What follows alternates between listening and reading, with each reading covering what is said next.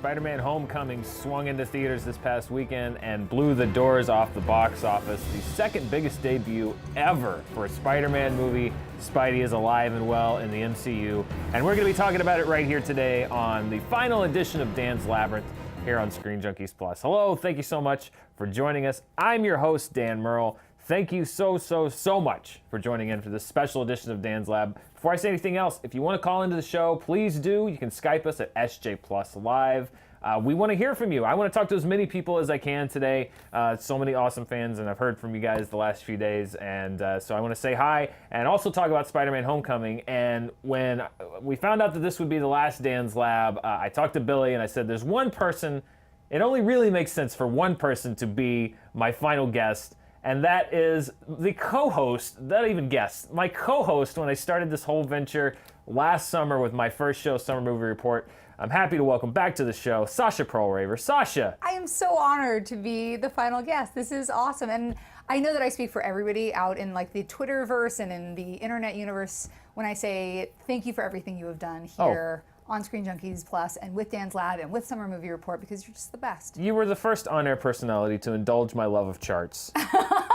And I love charts too, I've dude. doubled down today, by the way. You should know. I have doubled down. We have so many charts today. Oh, it's fantastic. It's a chartapalooza here on Dan's Lab.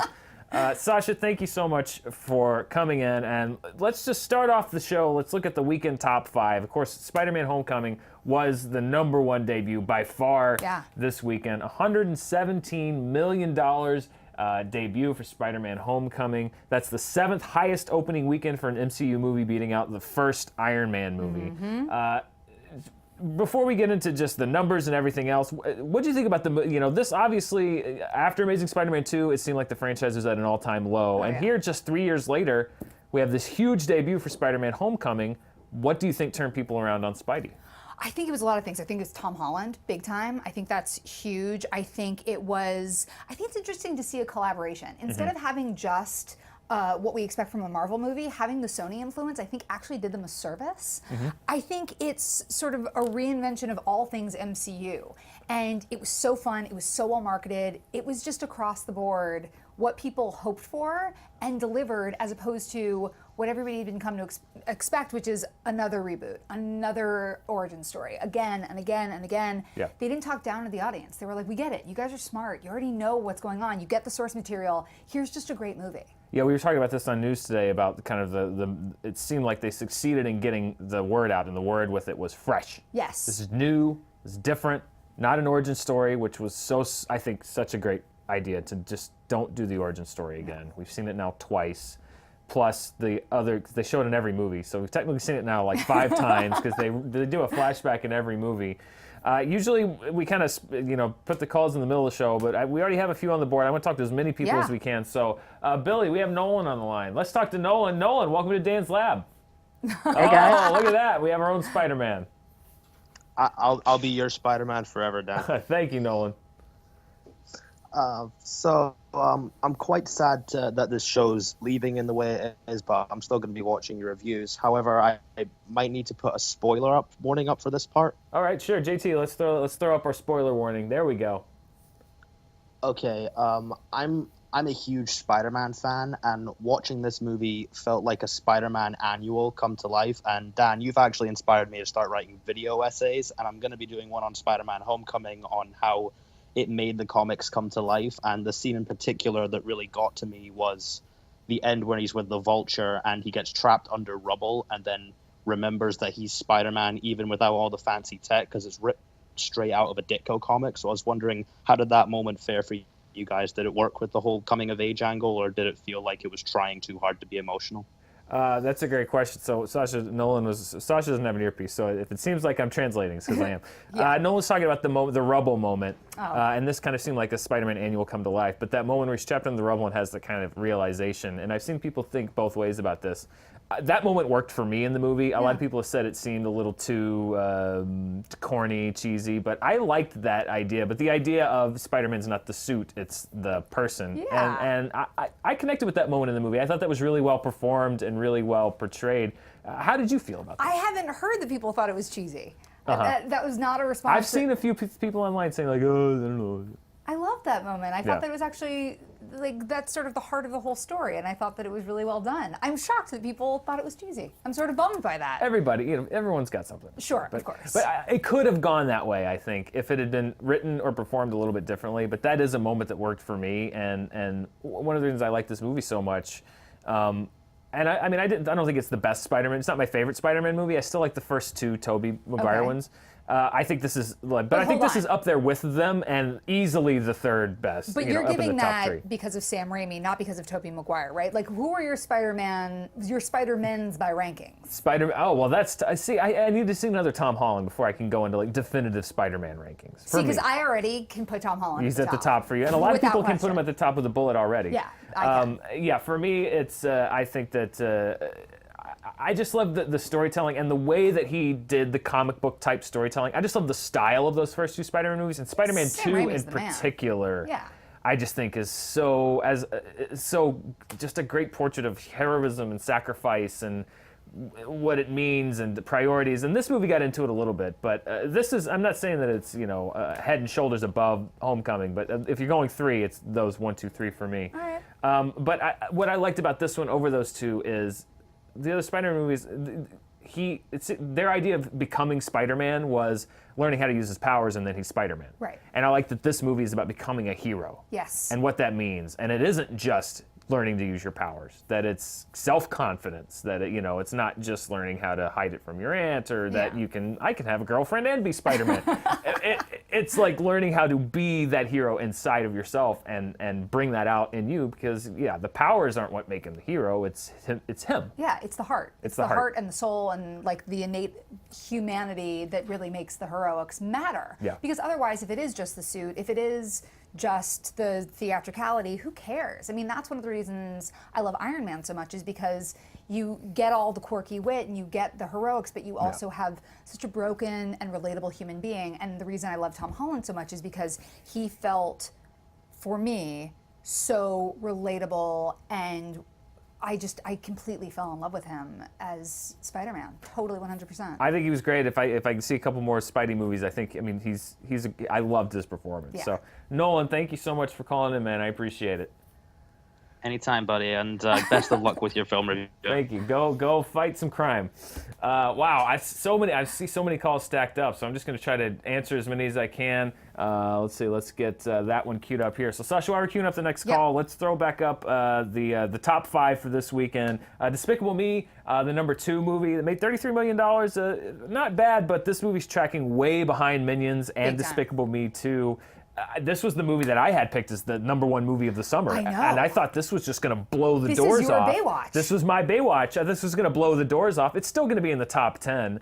I hated this movie. I didn't get a chance to talk about it on the show. I hated this movie so Why? much. Oh, it was so annoying. I did not like this movie at all. But it felt like a TV movie to me. It just felt so disconnected, and it was like 10 different stories, and none of them were, it was like 10 minutes of each one, and then it would cut to a random Minions short film in the middle, and I don't like the Minions at all to begin with. I thought that the bad guy was just insufferably annoying. I did not like Despicable Me 3, but again, as with every other movie I was reading, China, it set a record for an animated movie debut in China. So apparently only terrible movies can set records in China, because it's like Transformers 4 and Fate of the Furious and Despicable Me 3. Hey! Sorry, I forgot that was a sensitive topic. Wait, I do have to say one thing about the Minions, though. Yes. So I was interviewing the cast on the red carpet, and I was talking to Trey Parker about why the Minions are so beloved. Yeah. And he was like, oh, it's actually a scientific thing. And I thought he was messing with me, but he was totally being serious. He was like, if you raise an audio thing like 6 something words that I don't know, some scientific word, people automatically fall in love with it. He was like, it's what we did with member berries. It's what they do with the Minions. There's actually... Oh, wow, that's true. There's a phonic thing that makes people have a visceral and loving reaction, and it's... I wish I could remember it. It was wow. like 8... Oh, somebody on the internet knows. Gigacatapus. That's why they all have the voice on South Park. But that's why that voice is like that on South Park. That's why Mamba. That's why the Minions. I do love the member berries.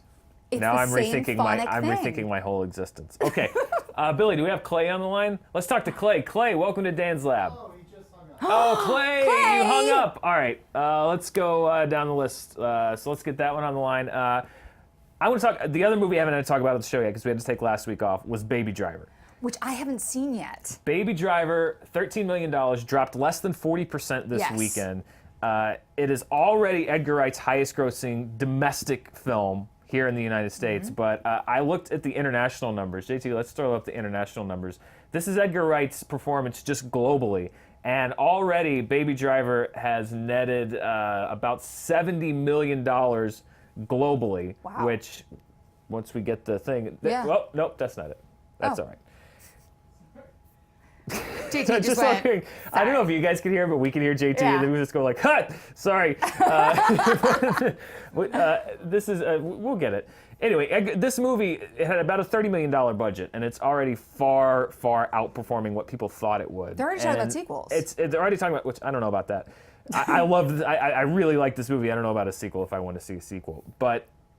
It just goes to show you that you don't have to have a $300 million budget to have this kind of smash success. This is a movie that cost about $35 million, probably 70 once you put in production and or P&A, promotion advertising, but it's already at about 70 here, and this is going to be a big money maker. And it's, first of all, as a Edgar Wright fan, and I have been since Shaun of the Dead. Sure. It's so great to see one of his movies finally be a hit because they always seem to be either like just good enough, or like with Scott Pilgrim was considered a massive financial disappointment. And it's so great to see like there's a movie like Baby Driver which has found a mass, or at least somewhat of a mass audience. Absolutely. Well, I have to say I am miserable that I have not seen it yet because I love Edgar Wright and I'm very excited for it. And everybody who I talk to says it's just beyond. I think I'm gonna do it in 4DX.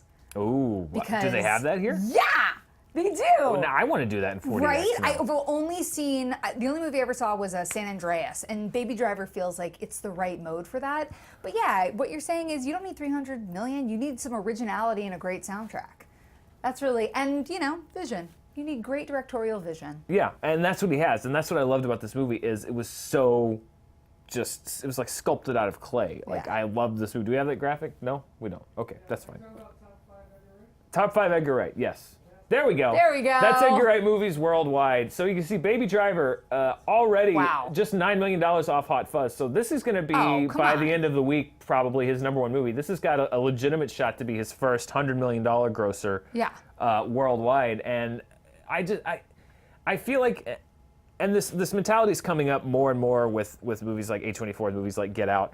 Even Logan, which was a $90 million movie, not a $190 million movie, but this idea of you don't have to cost $200 million to be a huge success. You can make a movie for 30, gross 95, and everybody goes home happy at the end of the day. And I think people kept saying like, oh, the mid-budget movies are disappearing, and I think what we are seeing with movies like Pirates and Transformers and all these underperforming is maybe this is finally getting the message across that like people want these mid-budget movies. Yeah, maybe mid-budget movies aren't disappearing, you're killing them off. Yeah. And we still really need them. Yeah. The Blumhouse model is, I think, the thing that just needs to be copied across the board. Yeah. Make a bunch of $2-3 million movies. That way, if you have 5 flops, you're fine because as long as you have at least 1 success, you're going to be okay. But I cannot wait to see that movie. I know I'm going to love it. It's really good. I loved it a lot. Let's talk to Peter. Peter, welcome to Dan's Lab. Hey guys, how's it going? Good. How are you? Doing good. Calling from upstate New York. I saw Spider-Man this week, and I actually work at the movie theater. And I got to see it a little bit early, which was a lot of fun too. That's always great. But you might want to throw the spoiler warning thing up there. Let's throw that spoiler tag up, JT. There we go. Great. I just wanted to talk kind of towards the end there. The addition of Gwyneth Paltrow, when she actually came up on the screen, I gasped because I did not know she was in the movie at all.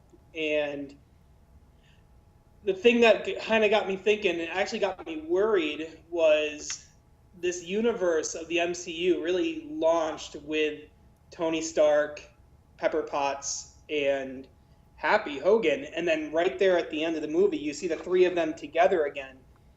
And I can't help but worry and think about where the state things will be in a year with Infinity War, and maybe this is the last time we'll see the 3 of them together on the screen. And I'm wondering if you guys think they kind of did that and threw her in there as kind of a look how far we've come since the beginning of this universe, and here are the characters that launch things off, kind of like a bookend. You Sure. know? Yes. So Sasha basically with Pepper Potts, who I don't think I try not to spoil myself, so I don't go on IMDb and look at the cast list. Yeah. But Pepper Potts appearing, and with Pepper happy, and Tony, Peter was saying, it seemed like kind of a bookend.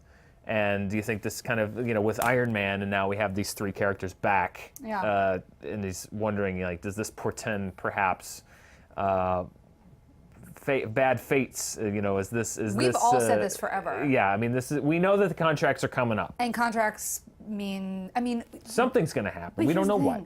Do you really think that Robert Downey Jr. needs any more money? No. No. But he was out after Iron Man 3. He was out, and then he's like, yeah, but I'll take you $300 million more. Sure. And now he's got I'm going to buy an island money. True. I feel like it's run its course. Yeah. He's ready to be done. Yeah. And that's okay. A lot of people are going to die. A lot of people are going to die. Well, that's what I think that, like, we all say with these MCU movies, stakes, stakes, stakes, stakes. I think Infinity War and these two movies may finally deliver what we've been talking about, which is these movies, these characters shouldn't go on forever. No. And this has been building up since the end of Avengers. Right. And so it'll be, 6 years, 7 years of build-up by the time we get to the end of it.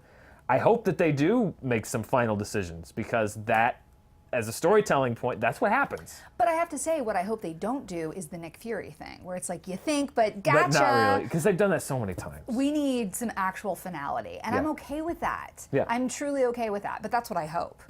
I want to cry in Infinity War. Yeah. Peter, what do you think? I kind of think Tony might be done, honestly, in the Infinity War, because I think it would be a kind of good closer, and I think I've heard that they're bringing in a different Avenger to be in Homecoming Part 2 or whatever they're going to call it, and I think to not have Tony in there, it would just make more sense, and I think it would mean that there's some, like you said, some real stakes to it. Like, here's the guy who launched this whole universe, and to see his story kind of close and end would make sense, and I kind of want to see that. I think so too. I mean, I'm not saying I want a specific character to go away forever, but I think finality is what we're looking for with Infinity War, and this could be the start of that process. They've already said Spider-Man's going to be the new guy, which makes sense. So we'll see what happens. Peter, thank you so much for your call. I appreciate it. And Dan, thank you for Dan's Labyrinth and Summer Movie Report. It's one of my favorite things, and I'm kind of sad to see it go, man. I appreciate it. We're looking at ways to try to keep as much of it alive in some form over on news as possible. Thank you so much for watching. I really appreciate it, and thanks for calling. All right, later, guys. So, Sasha, let's wrap out the top 5. Yeah. Wonder Woman, number 4. Still in the top 5. 6 weeks in the top 5. Only Guardians 2 this summer has done that. If it stays in the top 5 for another week, then it will be 7 weeks, and at least for the summer, it will have been the top 5 longer than any movie. Yep. It is beating Transformers. It's beating just about everything. I have a chart for that later. Surprise, surprise. But There's a Transformers chart? exactly. Believe it or not, there's a Wonder Woman chart. But Transformers, it's on the verge of dropping out of the top 5. It is now tracking $90 million domestically behind Age of Extinction, which was already falling behind the other ones. So safe to say, I mean, with the opening, people are like, wow, the air's really out of this one, but it has dropped like a stone since then. It's kind of struggling. It's going to struggle to get past 150, 175, at least here. And internationally even, it's not blowing the doors off. So we could legitimately be looking at maybe The actual possibly Age of Extinction? the Age of Extinction. That'd be great. Until Bumblebee, and then we're going to have 8 No. Bumblebee movies. No! No. Stop it! Stop it. Put the nail in the coffin and slam it down hard. Even if they get a new director, still. Still, Yeah. what are they going to do? There is literally no way to reinvigorate my interest in that franchise. None. None. Nothing. They can do Animated. nothing. Animated. Animated? If they go animated, if they you're go back back on to board. animated, if they do it like the 80s cartoon, Yeah. I would watch that. What if they sign Denis Idris Elba. Villeneuve to do the next Transformers movie? Would you be back on board? I would be back on board. I See, would. They would have to get a great director. Like, I would do- I'm yes. 99.5% done with that franchise. Hey, you're right. However, that's the next Transformers if they movie. signed a great director, I would be like, all right, I'm on board again. Baby Driver was actually a prequel to the next Transformers It could have movie. been. That's the What if thing. that's The the cars deal? just didn't transform. Yeah, but now they will. Now they will. Yeah, Oh, that'd be so much fun. there you go. Or it would be the worst thing ever. I'm not really sure which I'm one. done. I'm done with that franchise. That Pirates, I can't. Pirates didn't offend me. Like this last Transformers, I hated. It offended me. Pirates, I was just like, ugh, this again. It just had nothing new for me. So I said Pirates, and then I thought about Johnny Depp, and then have you heard the rumor that Ryan Gosling wants to reboot Willy Wonka and the Chocolate Factory? Yes, I talked about this on news last week. This is the dumbest thing I've ever heard. Do you Why? learn nothing from Johnny Depp's mistakes? Let it go. Or Pan, even. Come on. You're not going to make a better film. You're just not. No. You're never going to be Gene Wilder, so just stop. I don't know why people can't just let some movies just be. Just like, hey, Willy Wonka was great. So great. Let's move on. Yeah. Let's all agree to embrace this Willy Wonka as ours, and then we'll go on and Or we'll... do like a stage production. Sure. Do I like did that in middle school. Seventh grade Yes! play was Willy Wonka or Charlie and the Chocolate Factory. Who are you? I was in the crew. I was in the lighting booth. Dan, come on, I did lights in man. high school. I wasn't on stage. You kidding me? I'd be the kid pay- that fell into the orchestra pit. I would pay good money. What if the orchestra pit is made out of chocolate? I would pay good money to see that. Yeah. Big time. Yeah. No, I was always the crew guy. Surprise, surprise. I was never on stage. Oh, bummer. Let's talk to Eric. Eric's calling in. We have Billy. Do we have Eric? Yes, we do. Eric, welcome to Dan's Lab. Hey guys, good to talk to you. Let me just flip this so I can see one of you guys. Just wanted to say nothing huge, but just want to say thanks for this whole thing. I can't hear you guys. Did I lose an audio thing? No, I'm just listening to you. Rock and roll. I love listening to you talk about movies with your guests. Sasha, awesome. When Andrejko's on, awesome. I just want to say thanks. I have really nothing, important to say about movies. I loved Baby Driver. To me, it's the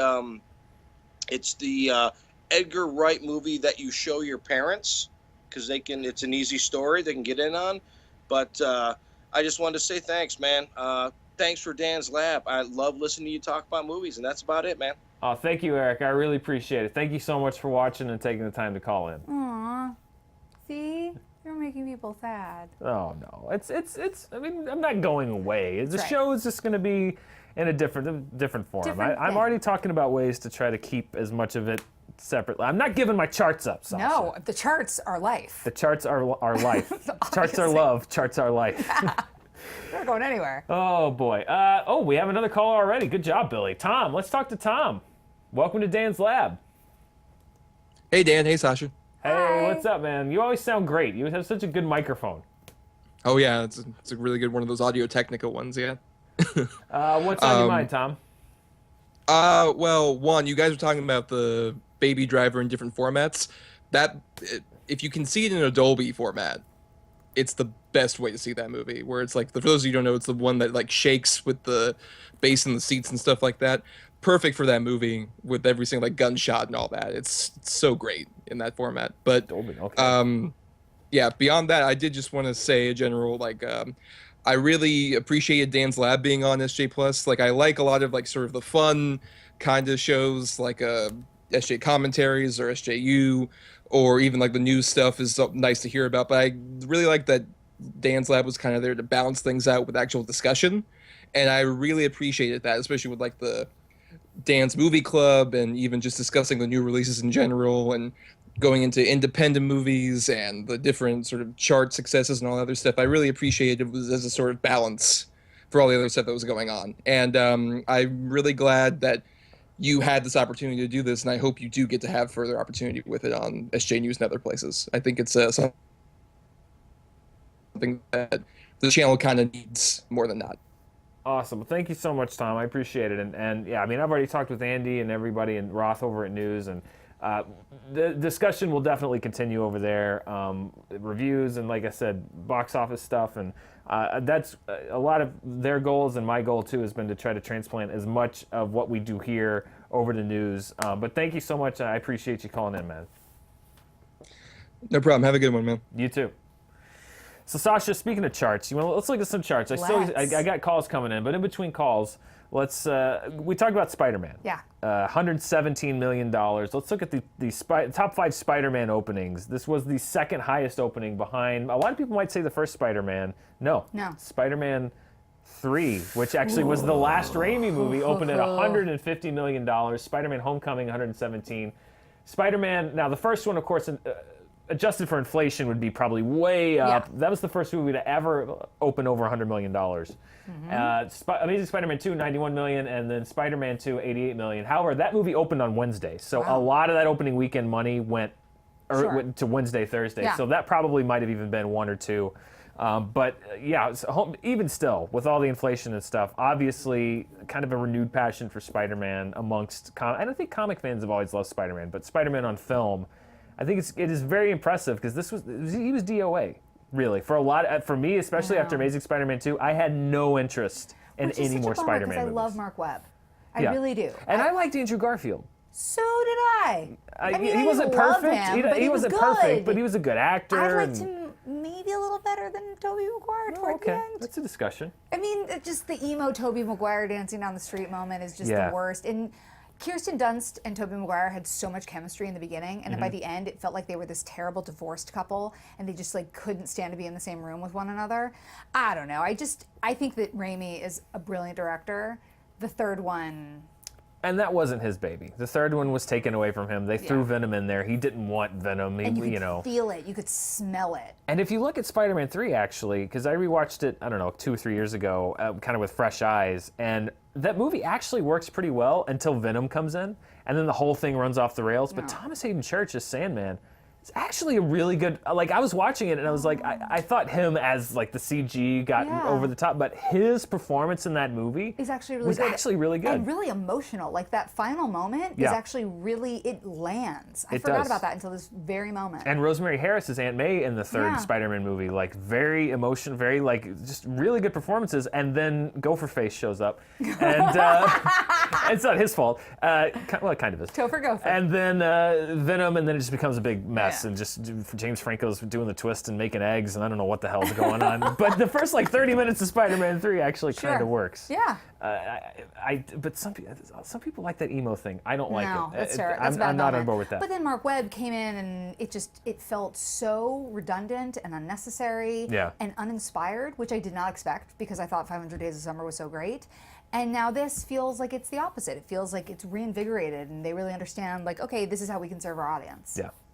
I agree, and I think that who knows what part was Sony and what part was Marvel, but they did a great job, I think, at getting people excited about that character again.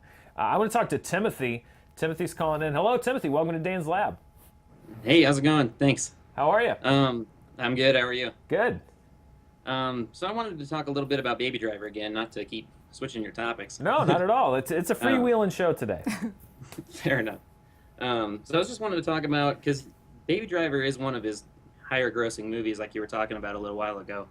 But I wanted to see what you guys thought about what has to be done to get these really great original movies seen more, because they really just they're all super underseen. So Sasha, the question about Baby Driver, it's doing well, but even still, it's not a massive hit. How do you think people can get these kind of not huge budget movies, the word of mouth, to get them seen by more people?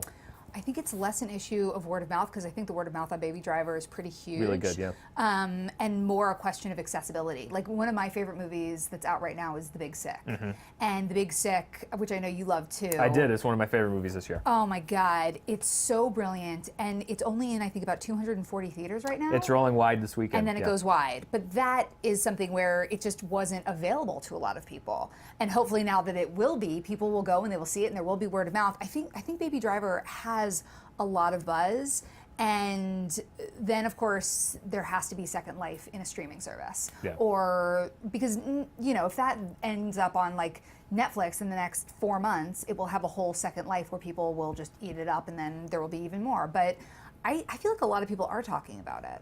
Yeah, I think it's definitely the most mainstream, at least accepted of Edgar Wright's movies. Because Absolutely. for a long time, especially between Shaun of the Dead and Hot Fuzz, it felt like there was a very almost minuscule amount of people that were talking about Edgar Wright movies, because it was Shaun of the Dead and then Spaced, his TV show, Right. which I saw on like a DVD that somebody was just like, oh, I found this thing and it had to be converted and it was all out of order and it's the whole thing.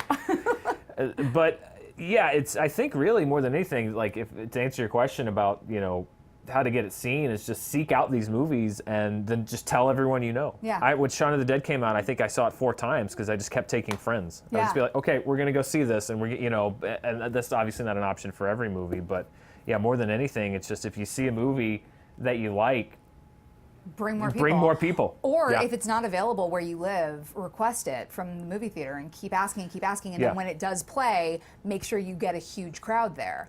Particularly if you have an independent chain Yep. in your town, which I grew up in Little Rock, and there was United Artists and Carmike. You had the chains, but there were 3 or 4 independent theaters Yeah. that probably had a little more control. So yeah, if you And have they might one, not get it right away. No. It might take a little while, but once it's there, you just have to make sure that you support it once they have it. And you saw that a little bit with the interview when it got pulled yeah. from theaters, was in a very short period of time, these independent chains kind of banded together and Yeah. got this thing, and were able to coordinate and get things screened. So Mm-hmm. it's doable. But yeah, I would say if you see a movie that you like, and it's not available, find it, take your friends, and if you have a theater chain that you can call and request it, do Yeah. it, because you never know. It still works. Nice. Yeah, I agree. And also with The Big Sick, that's another one that I've been hearing a lot about, and I want to go see it, but I can't see it anywhere. So that is really a bummer. It's But hopefully real- when it comes out on Netflix and stuff, I'll be able to. Well, Timothy, check your listings because it goes wide This this Friday. weekend. So depending on where you Oh. are, Yeah. you might be able to see it this weekend. So I would check it out, and I highly encourage it because it's a really, really, really good movie. You know what bums me out about that movie? What? The poster. Because the poster makes it look so cheesy and so lame and like this terrible Woody Allen knockoff from like 1991. But the movie itself is so original and funny and brilliant, and I want Holly Hunter to win Best Supporting She was Actress. great in that movie. Gosh, And we're going to best. see that poster at the end of the show where we can get And your you're going to be critique like, on that it. poster sucks. Timothy, thank you so much for calling in. I appreciate it. Absolutely. Thanks for Timothy. having me on, man. Have a great one, and go see The Big Sick. Hopefully it'll be somewhere near you this weekend. So good. While we're getting our next caller up, let's look at, this is something else I wasn't able to cover with the layoff. Wonder Woman Yeah. has now officially outgrossed every other movie in the DCEU. It is now the top grossing DCEU movie. As much as we were excited about this movie, I certainly would not have called that. Making more than Batman v Superman, making more than Suicide Squad. But let's take a look at Wow. DC Comics in general. It is now, yeah, there we go. Far outgrossed now, almost $40 million, Batman v Superman, Suicide Squad. It's not going to catch Dark Knight or Dark Knight Rises, Right. but most movies don't catch The Dark Knight or The Dark Knight Rises. Yeah. The difference being Wonder Woman, opened to $106 million, but not a Spider-Man or Guardians of the Galaxy 2 certainly sized opening. Right. This summer, it started out a little bleak as far as like between Guardians and Wonder Woman, there's really nothing. And then even after Wonder Woman, Transformers and all these things kind of underwhelmed. But what I've been seeing, and it really kind of started with Get Out this year, is people say that word of mouth doesn't work anymore, or that, by the time a movie comes out, it doesn't matter because the box office has been, people are either going to go see it or they're not. Right. And I think this year, it's kind of the old-fashioned system of if it's bad, people aren't going to go see it anymore. Yeah. And if it's good, it doesn't have to become this underappreciated hit. It seems like people are actually going to see these good movies. They are. They're seeking them out. They're keeping them alive. They're keeping them afloat, as opposed to having maybe 2 or 3 weeks where they're in theaters. Now you're seeing things like you're saying. Wonder Woman is already in the top 5 for. Yeah. It could be in the top 5 for another week, maybe. Maybe, yeah. We'll see how week Planet of out. the Apes and Yeah, Planet of the Apes, which really worries me because I still feel like they're not marketing it that well. We'll talk about that We'll when we get get to there, it, because 'cause I think it's it's an interesting movie, I think. It's a great movie, but Yeah. I don't feel like Fox is pushing it. And I don't know And how I've said you that even the whole sell time. it in a way that people are going to be happy with it, because it's, when we did the review, it's without spoiling anything, like it's not a summer, it's a really good movie. But and Logan but wasn't- not a summer blockbuster. Sure, but like Logan wasn't a typical superhero movie, and yes, you already have all of that goodwill because it's Hugh Jackman. But I don't know. I feel like they're backing off the gas, and they shouldn't. I hope not, because I think it's one of my so far top 10 movies that I've seen this year. I really, really liked it. What's interesting also about Wonder Woman is with Dark Knight, you had all of the build up from all of the Batman movies leading up to Dark Knight. And with Wonder Woman, like, we hadn't seen anything beyond Linda Carter in a really long time. Like, we had Gal Gadot do that one tiny little BVS cameo. Yeah. So to see that she's done that well is really fantastic. It's Go Patty great. Jenkins. We went and saw it a second time, and I loved it just as much the second time. And yeah, it's great to finally see the market economy of good movie equals money, and a lot of times bad movie equals no money. Not universally applicable, but it seems like it's the scales are tilting a little bit more towards favorability, which I like. I like to see that. I like movie fans banding together against crap. Vote They with should your do dollars. vote with your money. Delicia, a big fan of ours. Delicia, let's talk to yay! Delicia. Hello, welcome to Dan's Lab. Hey guys. Hi Sasha. I think this is the first time I ever get to like talk to you on a video chat or anything. Delicia says hi. Hi. Sasha can't hear us. I so can't we had hear, a but little I earpiece love issue. you. She loves you. Thank you. Well, Nolan already brought up the topic that I wanted to talk about. So I guess I'll just go with a different Spider-Man question of, was there any scene that stood out to you that was like a defining moment for you, or that really spoke to you while you were watching the movie? Was there any scene in Spider-Man Homecoming that really kind of struck you as like, this is the standout scene to me, or like this is the signature scene for the movie? The one that I'm thinking of right now wasn't the one that was a standout. It was the one that actually bummed me out because I was like, man, I saw that coming. Yeah. It was the only one that I thought was really predictable. Wait, I'm thinking. You first. I mean, I loved the go. Yeah, well, no, it's the one that kind of got brought up, was the Rubbles, with the spoiler alerts up. The Rubble scene for me was, and I actually like that whole Michael Keaton interaction with him, where he's just like, it's like, why are you fighting on that side? Like we're the same. Yeah. You know, they don't care about us. All they do is take from us. They come down from the sky and destroy, and we're the ones left to clean it up. And that actually surprised me, because like that whole, we're not so different, you and I. Like the villain thing is so played, and I just thought, I don't know if it was the performance or the writing, but Michael Keaton selling it. But I like that, and then the Rubble scene afterward. That for me just put the whole dynamic of that movie into such sharp focus, and I really liked that scene. And I thought that scene particularly, where he's crying and basically saying, I can't do this, and finds that strength. It's that becoming the hero moment that I loved. That for me in the movie was one that I really remember and connected to a lot.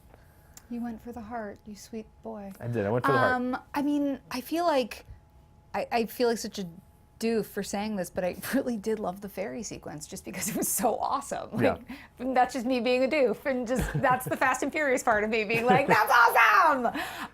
And everything with Robert Downey Jr. I just loved. And then the one scene that bothered me was the sort of not reveal of Zendaya. Yeah. Why bother? It was like Khan and Starship Into Darkness. Like, everybody knew. We knew. We knew. Why bother? That kind of bummed me out. Yeah. That was the one moment where I was like, blech. But everything else, I was like, yay! Yeah. So, there you go. Delicia, anything that stood out to you that was your favorite moment? Actually, that Rebel scene, I think, struck a chord with me, because I always feel like it actually got me really emotional, and I didn't realize why until like afterwards. That there's always that point in an adolescent's life where you're going through whatever, and then you realize that the person that you always went to, like brothers, your mom, dad, friends, whatever, is they're not there at the moment to help you out of that situation, and you have to get out of it yourself and help yourself, and then that's how you blossom into more adulthood, maturing, and being able to figure things out on your own. So that's why I think that scene kind of struck a chord with me. I mean, I was literally like tearing up in the theater with my boyfriend looking at me like I'm crazy. Well, there's nothing wrong with tearing up in the theater. I'd have a time. Delicia, thank you so much for calling in. Delicia's such a great fan of the show, and Screen Junkies, and so supportive and nice, and always on Twitter saying hi, and so thank you so much for doing what you do. Can I say something really quickly? Of course. It is sad that we're not getting Dan's Lab in this incarnation, maybe in the nearest future, but I did want to say thank you, because it is because of you and all you guys there that helped me expand my, I guess, movie knowledge, especially through like Dan's Movie Club. Like before that, I didn't really go back and watch like older movies or maybe independent movies that might not get the screen time like the blockbusters do. But I want to say thank you, and thank you to Sasha and Alicia and all you guys who are always like championing those movies to like go out and go see it.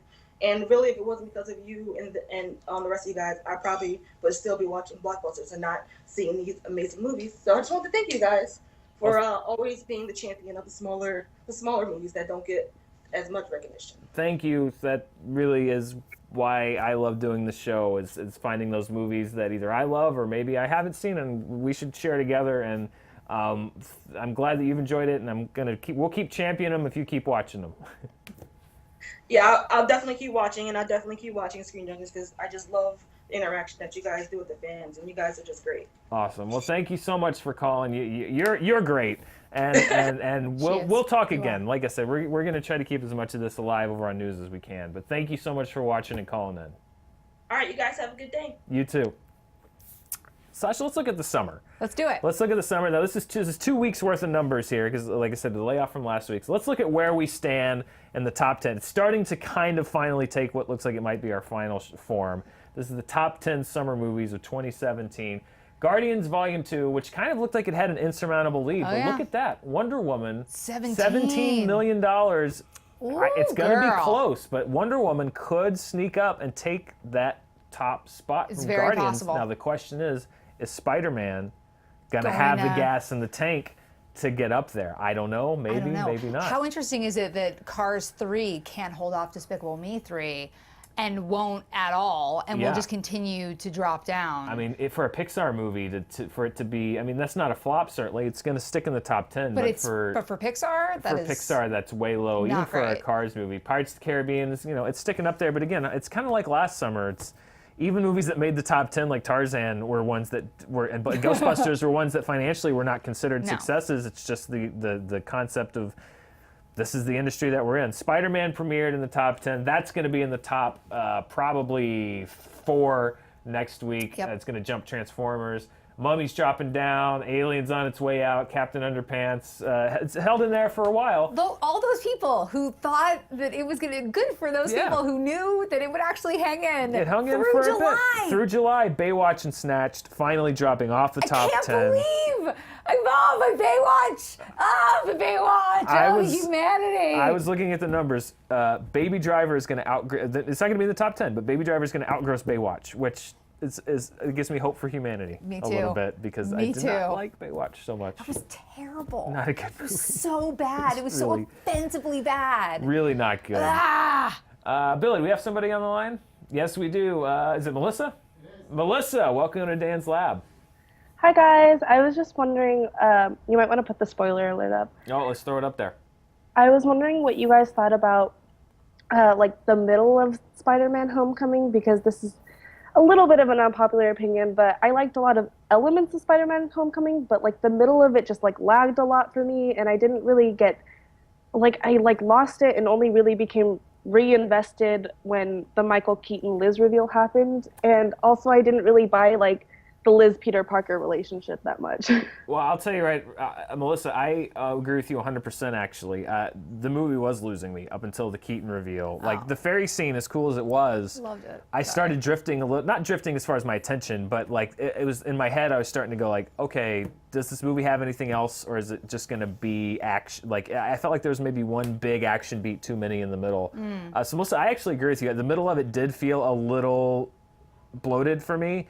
The Keaton thing snapped me back into it, and I was totally engaged with it from there on to the end. Which is actually usually the opposite of what happens. Usually I check out in the third act. Third acts tend to disintegrate. It just shows you what stakes will do that. And I felt like that had realistic stakes. But Melissa, I agree with you. I did kind of feel like the middle act of it was a little heavy and could have used some trimming down. Not that the fairy sequence was bad. I like. Sure. Maybe I was just in like a really great place, because I just felt like that whole movie washed over me, and kind of like when I was watching Guardians, the first time, I was just like giddy pretty much the entire time. Just like, oh, this is great. This is great. Like, I was so excited. And I think also because of the other 2 Spider-Man movies, and I'll be honest, I wasn't that excited for Homecoming. Yeah. And I was a little like, oh, we'll see. I was like, I'll go. TBD.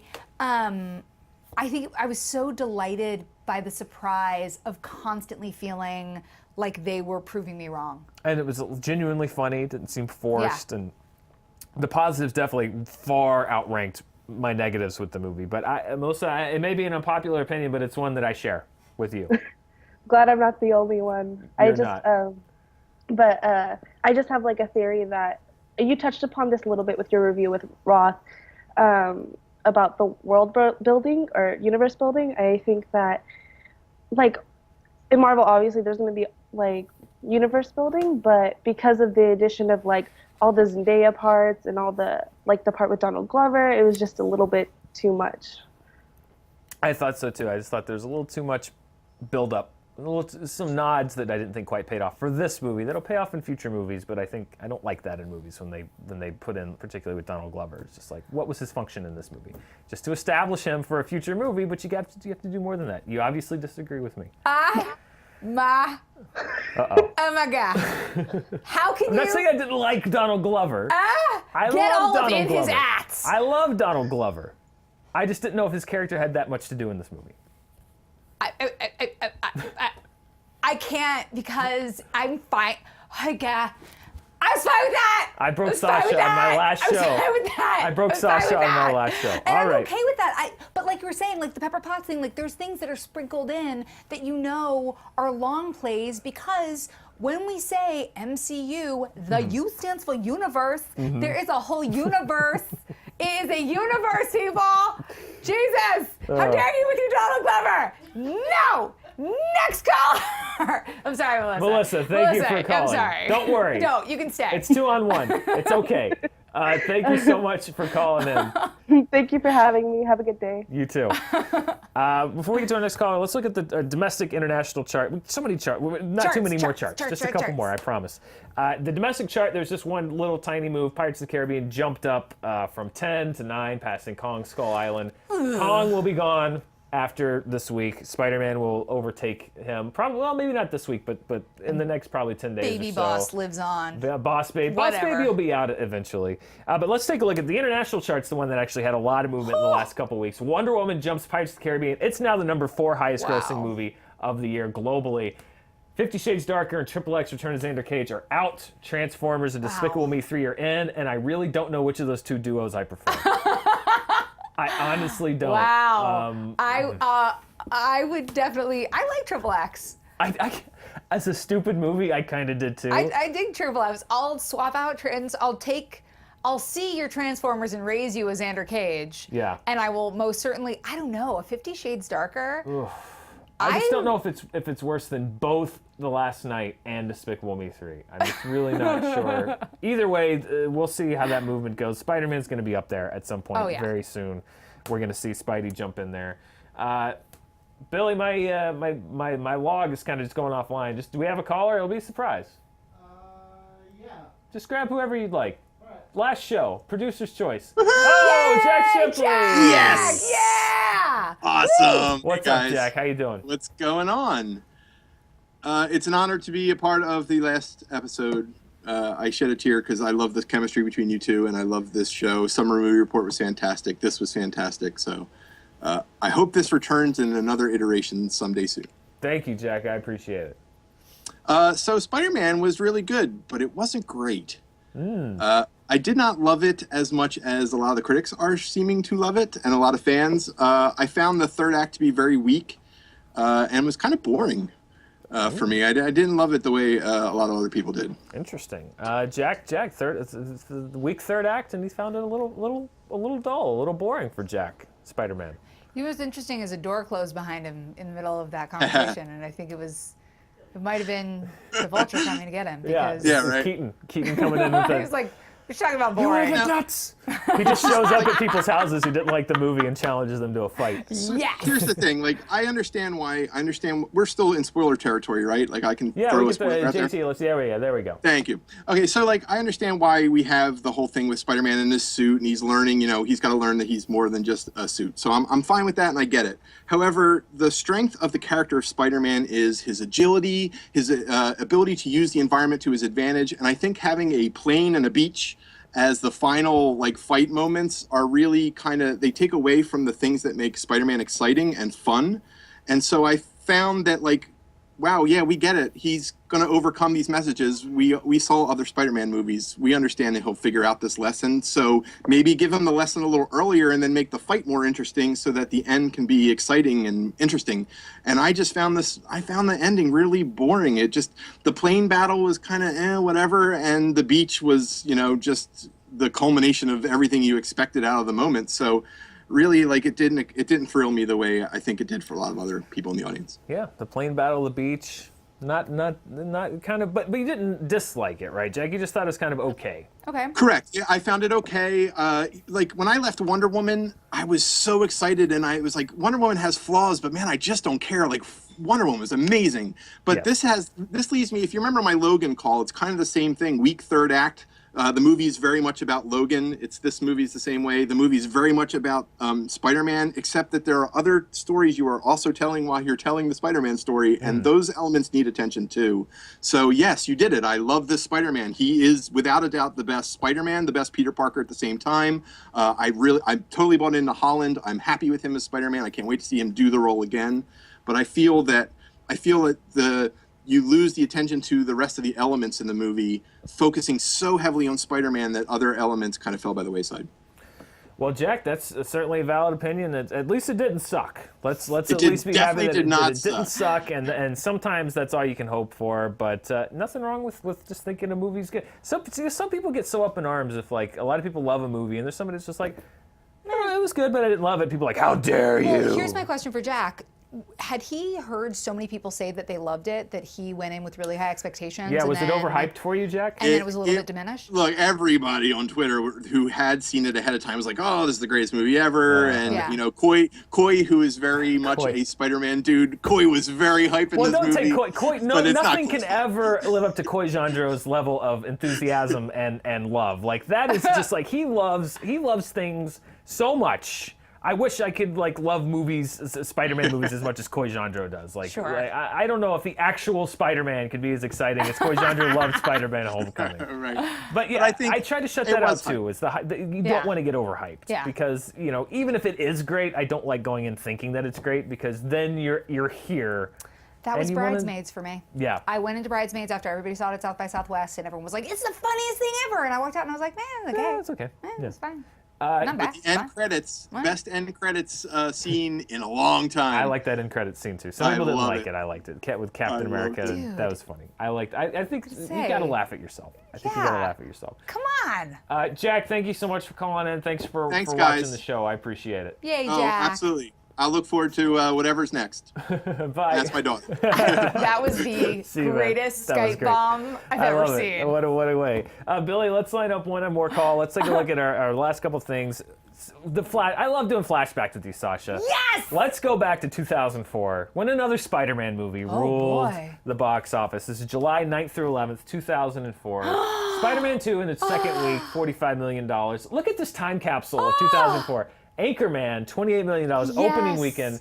The last King Arthur movie. You'd think they would have learned from that. You would have. Nope, 2004, Fahrenheit 9/11, which I keep forgetting how much of a box office hit that was. That was in the top 5. And then The Notebook. The Nizzle. Which I have a hard time remembering. I always think that was way more recent than 2004. Oh, okay. I thought you were like, I have a hard time remembering. I was like, you have a hard time remembering the greatest romance ever? That. I always think that was like 2008 or 2009. I forget that was like 13 years ago. With so present in your heart. Baby Goose. Oh. He wasn't just Baby Goose. He was a little tiny Baby Goose. Tiny Baby Goose. Man, but yeah, that's a flashback right there. 2004. Wow. Anchorman in theater. I remember believe watching that was in 13 years ago? Yeah, 13. I don't do math. I'm bad at the math. I was told there'd be no math. But that is, wow. Yeah.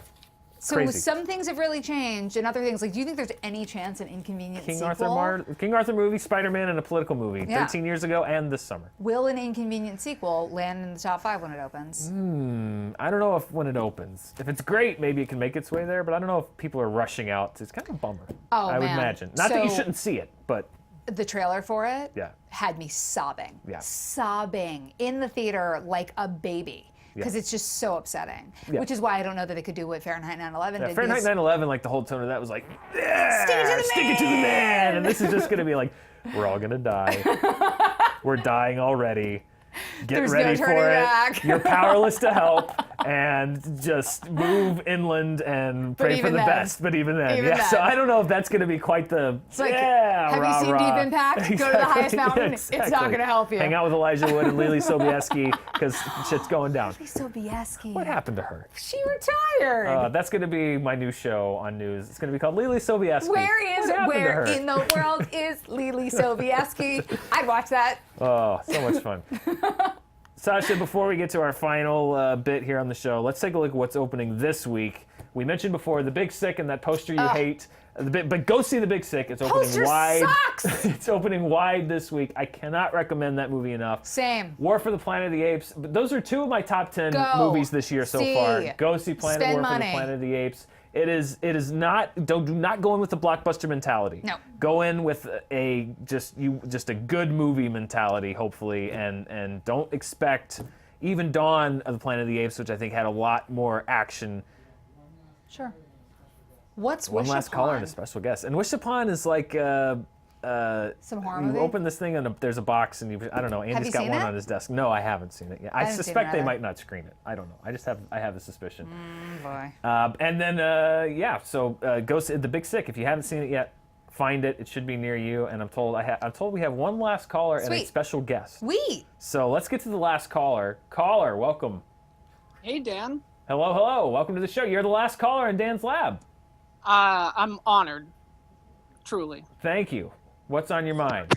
I know it was kind of touched upon earlier, but I hated how they just kind of lazily at the end of Homecoming, spoiler alert, probably the biggest spoiler, that they kind of just threw out the whole MJ thing and how Michelle is MJ, and I just thought that they did such a good job about keeping the Sony and the MCU universes like separate, and they just kind of just threw in, oh, my friends call me MJ. But what are your thoughts? Well, yeah, the MJ reveal, I agree. Yeah. I was not a fan of that. Again, because the con syndrome was like, we knew who you're playing. Yeah. And secondly, I just didn't think they gave her much to do in that Nope. movie. She was just there to be like disaffected and sour, Yeah. and that was it. I was not a fan of her character. Nothing wrong with Zendaya. The character, I just seemed kind of like, why are you here other than to be like, Because set up for future MJ. movies. But yeah, I'm with you. I don't think that MJ thing was particularly well. It's kind of like it reminded me of the stupid Joseph Gordon-Levitt thing. Call me, use your middle name more. Oh, no, Not quite as bad. Stop, that was awful. Not no, quite it as was bad. on par. But They were similar. but used in the same way, just like, here you go, comic fans. So yeah, we're with you. Not a big fan. Yeah. Awesome. Thank you so much for calling in. You're the last caller. I appreciate you watching the show. Can I say one last thing about Despicable Me 3? Yes, of course you can. I saw that with my mom, and she like the 80s were like her time, and there were so many 80s references, and like at one point she was just like, hi, got it. And it was just so, there were just like too many references, and it was just like if you were like a 6-year-old, you would have no idea what was happening. And I felt like really bad for like any child who tried to watch that movie and didn't understand anything from the 80s because they're not from then. There certainly were a lot of 80s references in Despicable Me 3, and I agree that they were just there for people to go like, I get that. But also kids don't remember the 80s. Why No, would it's you for the do it? parents. It's for the parents. It's for the parent. Well, it worked on his mom. His mom remembered.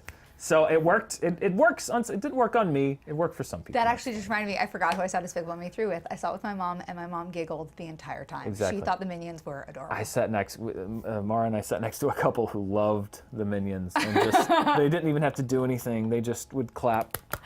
And, I think it might have contributed to me hating the movie more. I'm not really sure. Thank you so much for calling in. I appreciate it. No problem. Dan's Labyrinth is great, and I can't wait to see what you guys do next. Thank you so much. I appreciate it. Have a good one. Sasha, we've reached the end. I don't know who this special guest is. Billy keeps saying we have a special guest. Should we bring in the special guest? Yes, we should. Oh! It's Mara. It's the best guest! What's up? It's my favorite guest. Yes. Hi. Hi. This is. You are my favorite. Oh, hey, sweetie. Wait, are you mic'd? No. No, I'm not. No one can hear anything I'm saying. Wait, do you want this? Oh, no. You can just narrate everything. Okay, I'm just going to tell you guys what's play-by-play. happening. Mara's here and she's Mara. the bomb. She made this shirt. She helped make this. She took Robert Holtby's design and put it on a shirt. She made the Dan's Movie Club shirt, and she lovingly sacrifices part of our Sundays to allow me to obsess over box office numbers, which I'm very grateful for. So thank you. You're welcome. So we have some lovely parting gifts for you. Parting gifts? I have some studio connections. Studio I got connections. you your first critics quote on a Blu-ray. No. Mara got Dan his first critics credit on No. the Blu-ray. Yes! Yes! 50 Shades Darker! I love it. Yes! It's 50 Shades Darker, and it just says, don't. I'm going to hang this at Dog Balls, Mr. Movies, a big fan of ours, Dog Balls, and of course, Mara's term for the movie, which I also agree with, poop salad. It is a poop salad. If you'd only listened to one thing that I've ever said on Screen Junkies, take this Blu-ray to heart. Don't. Just don't. Thank you. We also I'm keeping know this forever. that you are the master of many belts. Oh. So we wanted to make sure there was a belt you could never lose. So I hereby present to you Oh no, what is this? your honorary Dan's Lab belt. That Dan's just Lab kind belt. of broke a little bit. That's No okay. way! It did. It just broke a teeny tiny bit. We'll repair it. That makes it more special. Oh, look at, oh my God. More belts for Dan. That is incredible. More belts for Dan. It's Wow. everything I love. Oh, there's Jurassic Park, and there's Batman, Oh, and that's there's Jurassic World. oh, Jurassic World. Excuse me. Wow. Wow. Yeah. That is, Oh, Mara's the best. thank you so much. That is incredible. And that's going to be on wherever I go. I take this with me. Well, I will let you guys wrap up. I'll take my leave. Nice to see you. Oh yeah, kisses on the show. Yay, Mara! Dan has the best girlfriend. She's great, isn't she? Yeah, she's really awesome. pretty She makes amazing baked goods. She makes does. belts. She's sweet, she's funny, she's cool, she's smart, and she's really, really, really hot. She is. Yeah, Thank I you. said it, so you don't have to. I agree. Yeah. I agree with everything you said times 100. I love Mara. I do too. I Very know. much. So, Sasha, we have the last chart on Dan's Lab, and this is not usually the last chart, but I put it up there for a very specific reason. Top per screen average. Oh, and it seems like a yay. weird last chart. This actually, when the finals came in, it came wow. in just below Yeah. Spider-Man Homecoming, Yep. but just barely by a few $100s. On 4 screens, it was A Ghost Story, which is a movie that we saw last night. And it made $26,000 on 4 screens. And why do I put this as the last graphic on the show? It's because it is a movie that is very challenging. It's not a movie for everybody. If you loved it, I could listen to you and agree with you. And if you hated it, I could listen to you and agree with you. And I think that's what movies should be. I think movies should be challenging, and I think they should engage you. And I think that they should be sources of conversation. And that's kind of what I wanted the show to be about. And when we started the show last November, I was credited as your guide through the multiplex. And I hope that I did an okay job of that.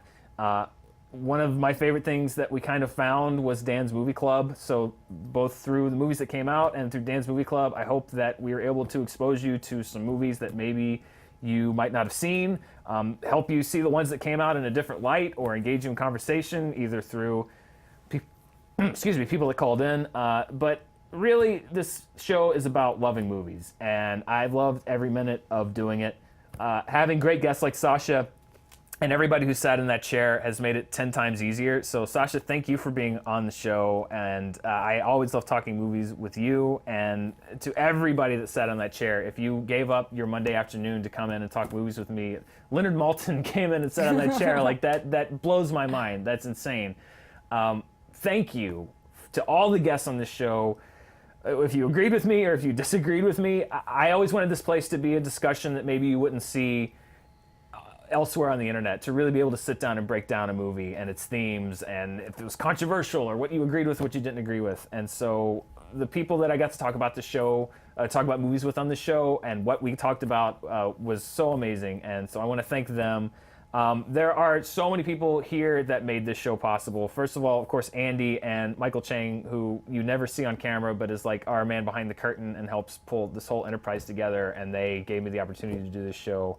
I want to thank my producers, James, who started off the show with me and did Summer Movie Report, and then Billy Business, who took over and did an amazing job and does an amazing job every single week. Juan, who, if you've called into the show, you probably talked to, who sits and takes calls every single week and has since November. Thank you for that. JTE on the board, I make fun of you. You're a little late sometimes, but it's okay. I love you. You're awesome. Thank you for everything that you do and everything you did on that show and everything you're going to keep doing for us here at Screen Junkies. And Josephine and Parker, who got this show on the actual internet so that you could watch it. And Pac-Man, who tweeted out so you could know that it was coming on. Everybody that worked on the camera, that turned the lights on and set up cameras and mic'd us up and got the headsets working. So many people are Ryans, and so we have a big crew. Thank you if you ever did that. And Mara, who, as I said, would give up parts of our weekend so that I could say, babe, Wonder Woman had the third best second weekend of any superhero movie opening after the year 2000, and you pretended to be interested, or maybe you were. I think maybe you were too, but thank you for that and for this amazing belt. But most of all, I have to thank you for watching. This has been really fun, and as I mentioned before, I think the thing that came out of the show that I enjoyed the most was Dan's Movie Club, because, first of all, that came from a viewer that was watching the show that suggested that, and I think out of that came out of the show was something I wasn't expecting, which was being able to share the experience of watching movies with you, either some of my favorites or a movie that I hadn't seen that we could watch and discuss together.